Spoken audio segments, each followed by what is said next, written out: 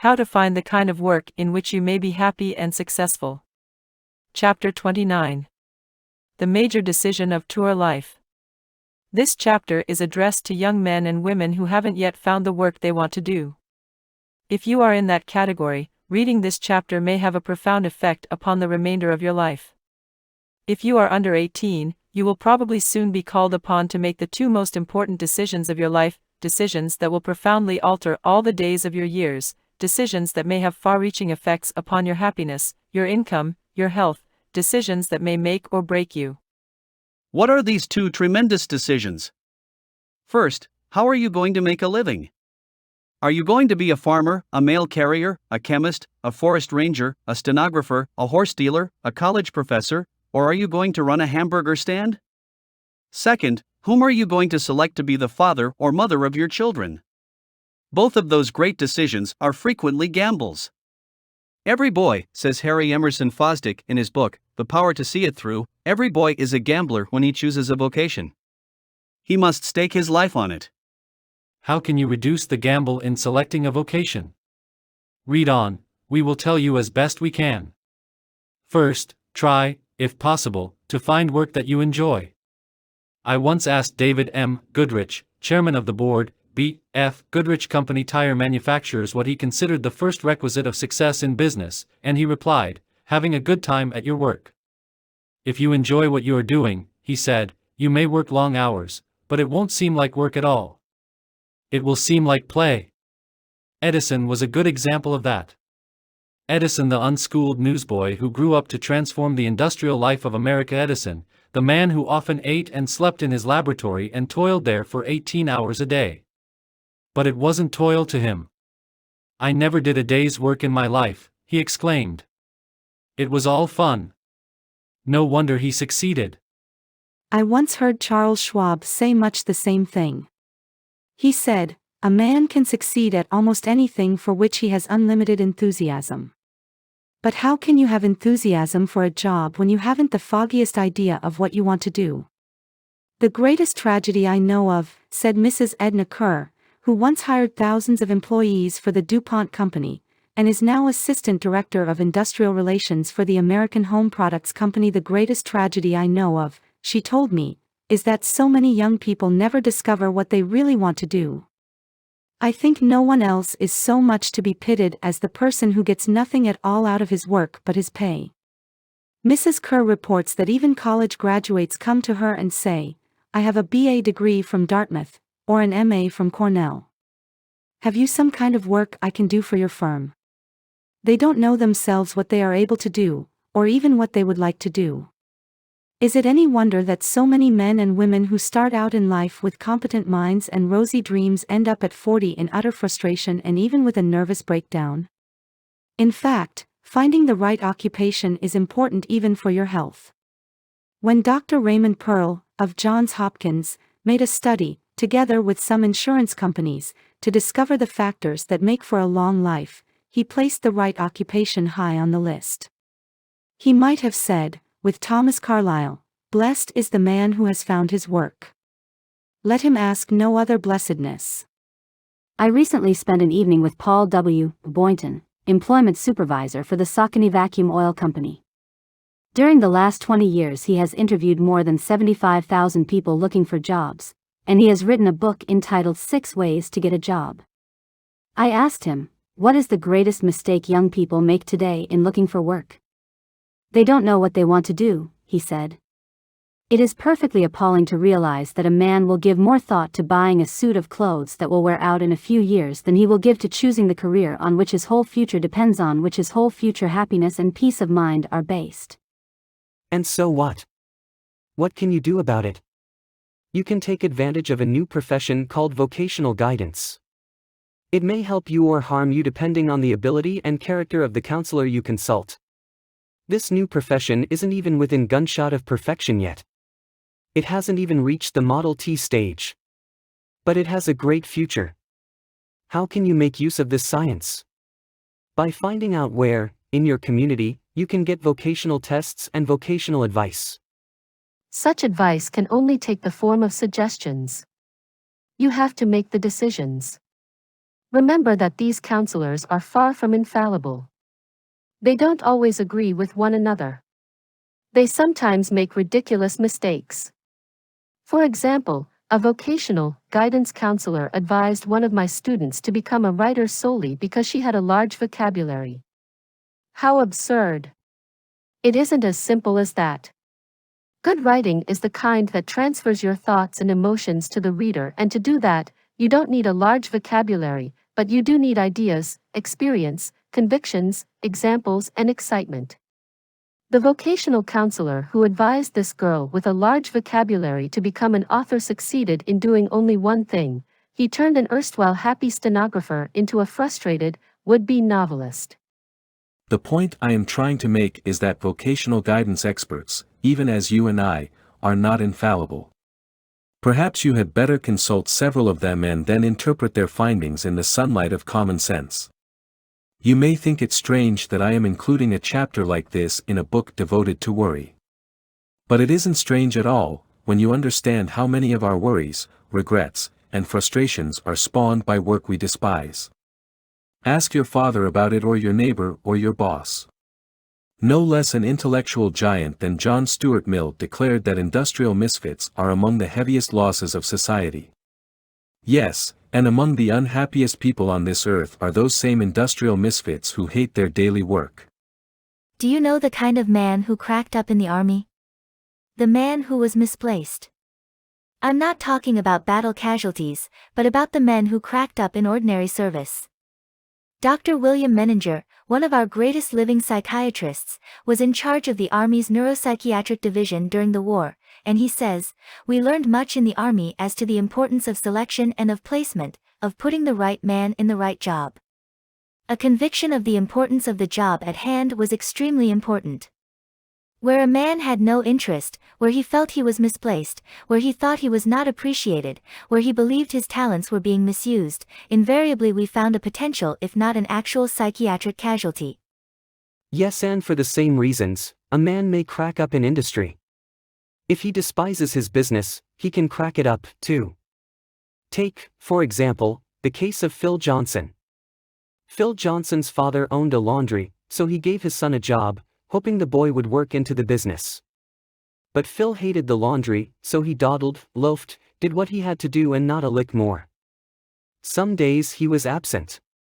His father was so hurt to think he had a shiftless, ambitionless son that he was actually ashamed before his employees. One day Phil Johnson told his father he wanted to be a mechanic, work in a machine shop. What? Go back to overalls? The old man was shocked. But Phil had his way. He worked in greasy dungarees.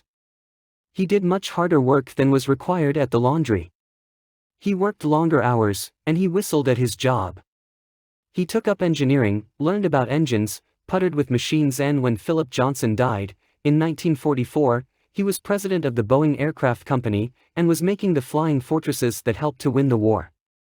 If he had stuck with the laundry, what would have happened to him and the laundry, especially after his father's death? My guess is he would have ruined the business, cracked it up, and run it into the ground. Even at the risk of starting family rows, I would like to say to young people, don't feel compelled to enter a business or trade just because your family wants you to do it. Don't enter a career unless you want to do it. However, consider carefully the advice of your parents. They have probably lived twice as long as you have. They have gained the kind of wisdom that comes only from much experience and the passing of many years. But, in the last analysis, you are the one who has to make the final decision. You are the one who is going to be either happy or miserable at your work. Now, having said this, let me give you the following suggestions, some of them warnings about choosing your work. 1. Read and study the following 5 suggestions about selecting a vocational guidance counselor. These suggestions are right from the horse's mouth.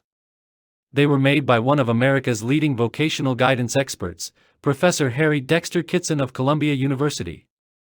A. Don't go to anyone who tells you that he has a magic system that will indicate your vocational aptitude. In this group are phrenologists, astrologers, character analysts, handwriting experts. Their systems do not work. B. Don't go to anyone who tells you that he can give you a test that will indicate what occupation you should choose. Such a person violates the principle that a vocational counselor must take into account the physical, social, and economic conditions surrounding the counselee, and he should render his service in the light of the occupational opportunities open to the counselee. C. Seek a vocational counselor who has an adequate library of information about occupations and uses it in the counseling process. D. A thorough vocational guidance service generally requires more than one interview. E. Never accept vocational guidance by mail. 2. Keep out of business and professions that are already jam-packed and overflowing. There are many thousands of different ways of making a living. But do young people know this? Not unless they hire a swami to gaze into a crystal ball. The result? In one school, 2/3 of the boys confined their choices to 5 occupations. 5 out of 20,000 and 4/5 of the girls did the same. Small wonder that a few business and professions are overcrowded. Small wonder that insecurity, worry, and anxiety neuroses are rampant at times among the white-collar fraternity. I beware of trying to elbow your way into such overcrowded fields as law, journalism, radio, motion pictures, and the glamour occupations. 3. Stay out of activities where the chances are only 1 out of 10 of your being able to make a living. As an example, take selling life insurance. Each year, countless thousands of men, frequently unemployed men, start out trying to sell life insurance without bothering to find out in advance what is likely to happen to them. Here is approximately what does happen, according to Franklin L. Betker, Real Estate Trust Building, Philadelphia. For 20 years, Mr. Betker was one of the outstandingly successful insurance salesmen in America. He declares that 90% of the men who start selling life insurance get so heartsick and discouraged that they give it up within a year. Out of the 10 who remain, one man will sell 90% of the insurance sold by the group of 10, and the other 9 will sell only 10%. To put it another way, if you start selling life insurance, the chances are 9 to 1 that you will fail and quit within 12 months, and the chances are only 1 in 100 that you will make $10,000 a year out of it. Even if you remain at it, the chances are only 1 out of 10 that you will be able to do anything more than barely scratch out a living. 4. Spend weeks, even months, if necessary, finding out all you can about an occupation before deciding to devote your life to it. How? By interviewing men and women who have already spent 10, 20, or 40 years in that occupation. These interviews may have a profound effect on your future. I know that from my own experience. When I was in my early 20s, I sought the vocational advice of 2 older men. As I look back now, I can see that those 2 interviews were turning points in my career. In fact, it would be difficult for me even to imagine what my life would have been like had I not had those 2 interviews. How can you get these vocational guidance interviews? To illustrate, let's suppose that you are thinking about studying to be an architect. Before you make your decision, you ought to spend weeks interviewing the architects in your city and in adjoining cities. You can get their names and addresses out of a classified telephone directory. You can call at their offices either with or without an appointment. If you wish to make an appointment, write them something like this. Won't you please do me a little favor? I want your advice. I am 18 years old, and I am thinking about studying to be an architect. Before I make up my mind, I would like to ask your advice. If you are too busy to see me at your office, I would be most grateful if you would grant me the privilege of seeing you for half an hour at your home. Here is a list of questions I would like to ask you. A. If you had your life to live over, would you become an architect again? B. After you have sized me up, I want to ask you whether you think I have what it takes to succeed as an architect. C. Is the profession of architecture overcrowded? D. If I studied architecture for 4 years, would it be difficult for me to get a job? What kind of job would I have to take at first? E. If I had average ability, how much could I hope to earn during the first 5 years? F. What are the advantages and disadvantages of being an architect? G. If I were your son, would you advise me to become an architect? If you are timid and hesitate to face a big shot alone, here are 2 suggestions that will help. First, get a lad of your own age to go with you. The 2 of you will bolster up one another's confidence. If you haven't someone of your own age to go with you, ask your father to go with you. Second, remember that by asking his advice you are paying this man a compliment. He may feel flattered by your request. Remember that adults like to give advice to young men and women. The architect will probably enjoy the interview. If you hesitate to write letters asking for an appointment, then go to a man's office without an appointment and tell him you would be most grateful if he would give you a bit of advice. Suppose you call on 5 architects and they are all too busy to see you, which isn't likely. Call on 5 more. Some of them will see you and give you priceless advice that may save you years of lost time and heartbreak. Remember that you are making one of the 2 most vital and far-reaching decisions of your life. So, take time to get the facts before you act. If you don't, you may spend half a lifetime regretting it. If you can afford to do so, offer to pay a man for a half hour of his time and advice. 5. Get over the mistaken belief that you are fitted for only a single occupation. Every normal person can succeed at a number of occupations, and every normal person would probably fail in many occupations. Take myself, for example. If I had studied and prepared myself for the following occupations, I believe I would have had a good chance of achieving some small measure of success and also of enjoying my work. I refer to such occupations as farming, fruit growing, scientific agriculture, medicine, selling, advertising, editing a country newspaper, teaching, and forestry. On the other hand, I am sure I would have been unhappy, and a failure, at bookkeeping, accounting, engineering, operating a hotel or a factory, architecture, all mechanical trades, and hundreds of other activities.